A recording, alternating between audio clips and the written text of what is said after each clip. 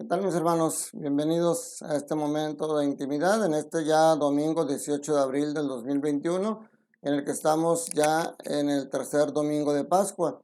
Seguimos con la alegría y el gozo de seguir a un Jesús resucitado.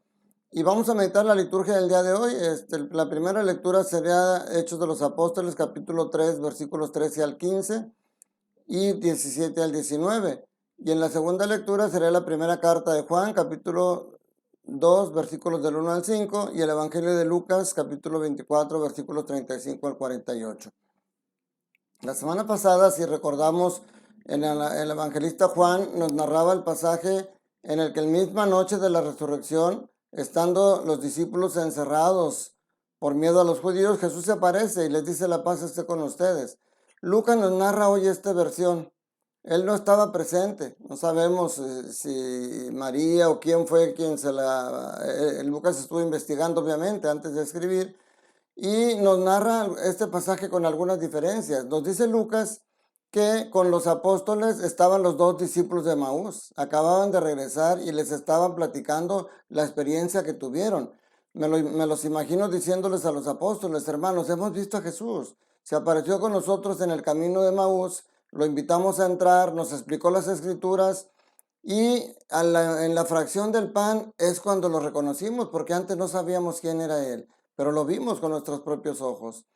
Entonces, si en ese momento, si los discípulos de Maús le están diciendo eso, y dice Lucas: mientras hablaban de esas cosas, se presentó Jesús en medio de ellos y les dijo: la paz esté con ustedes. Yo esperaría, en mi razonamiento lógico, que si los apóstoles se asustaron, los discípulos de Maús los tranquilizaran y les dijeran: mis hermanos, es Jesús, no les acabamos de decir que lo vimos, está ahora con nosotros. Y sin embargo dice: ellos, desconcertados y llenos de temor, creían ver a un fantasma. O sea, aún los discípulos de Maús, después de que acababan de tener la experiencia con Jesús resucitado, se asustan y creen ver un fantasma. Y Jesús les empieza a dar señales. Fíjense, la semana pasada les decía cómo nosotros criticamos mucho a Tomás y le decimos el discípulo incrédulo. Pero realmente todos eran incrédulos, todos necesitaban pruebas. Lo que pasa es que Tomás tuvo la valentía de decirlo, de pedir esas pruebas. Pero Jesús sabe que necesitan las pruebas porque les da aquí varias señales. Primero, su voz.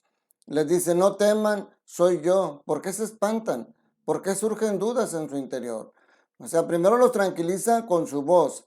Después usa el sentido de la vista. Les dice: miren mis manos y mis pies, soy yo en persona.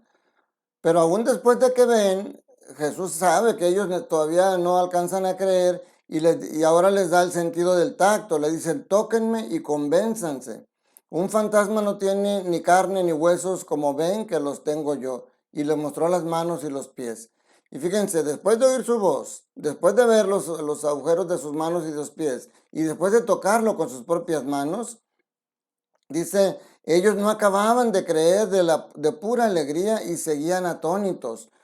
Aquí tenemos que tener cuidado, mis hermanos. La alegría y el temor no pueden ir juntos, porque el miedo nos impide disfrutar de la alegría, nos impide ver con claridad a nuestro alrededor.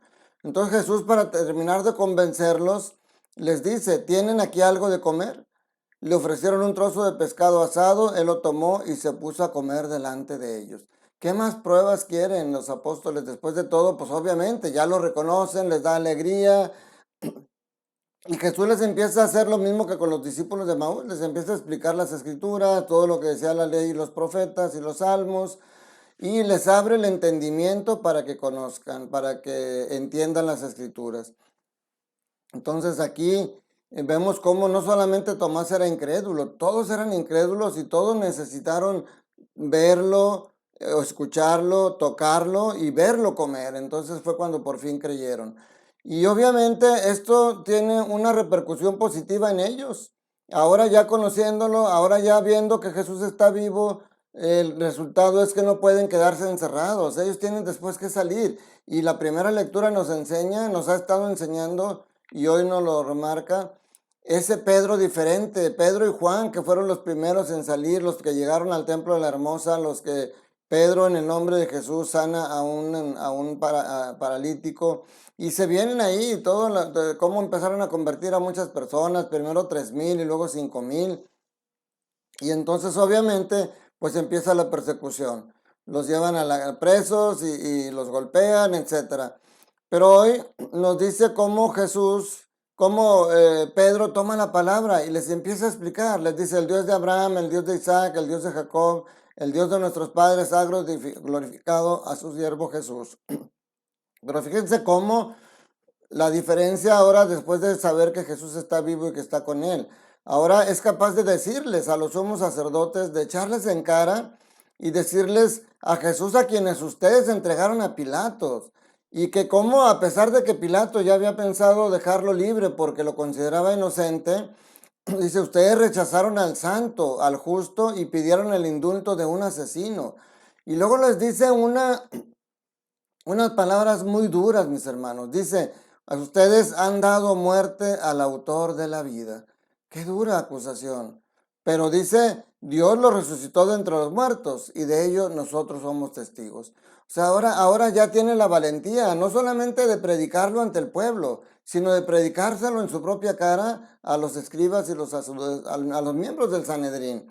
Y decirles: ustedes fueron los que lo llevaron, ustedes tomaron decisión equivocada al pedir que soltaran a Barrabás.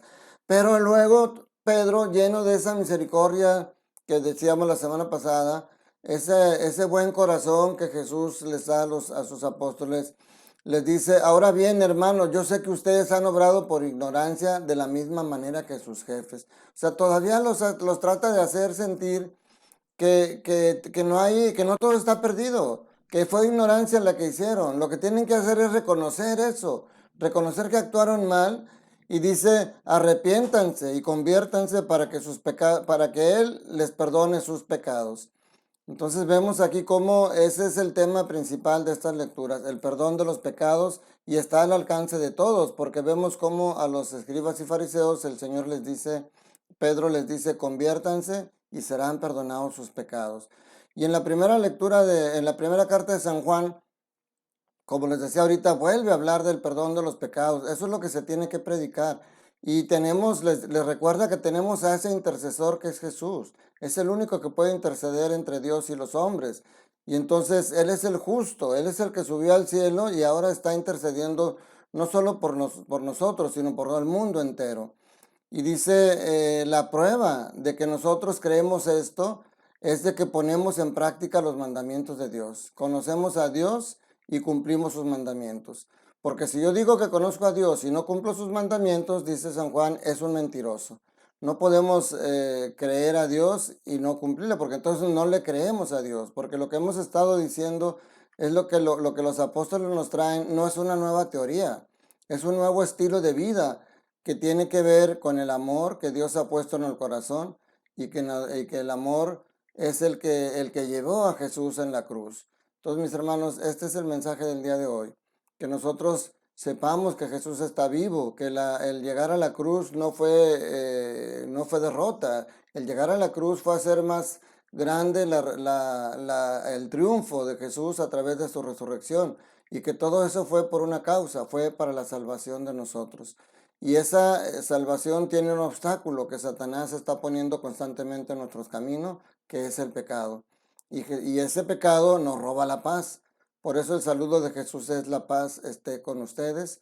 Y por eso en las tres lecturas se remarca que el Señor viene para perdonar nuestros pecados y llevarnos a la salvación. Mis hermanos, les doy la bendición, esperando que este día estén llenos del amor de Dios, que mediten en su corazón de qué le tienen que pedir perdón a Dios, que veamos cuál es nuestro pecado dominante, que si es necesario nos acerquemos al sacramento de la reconciliación, pero que sepamos que seguimos caminando en esta vida de la mano de un Jesús resucitado, y de que Él es el intercesor, y sobre todo que Él, a través de su Santo Espíritu, es la fortaleza que nos puede ayudar a vencer ese pecado, para que cada vez pequemos menos. El apóstol San Juan lo decía en la carta de una manera muy hermosa, porque dice: hijitos míos, les escribo esto para que no pequen, pero si alguien peca, tenemos como intercesor ante el Padre a Jesucristo el justo. Que la bendición de Dios Todopoderoso, Padre, Hijo y Espíritu Santo, descienda sobre ustedes y sus familias y permanezca para siempre. Soy el diácono Antonio Cervantes, diácono permanente de la Parroquia Jesús Divino Maestro en Monterrey, Nuevo León, México. Y les mando un abrazo con todo mi cariño, recordándoles como siempre que Dios te ama y Dios quiere que seas feliz. Cuídate mucho, te mando un fuerte abrazo, que estés bien.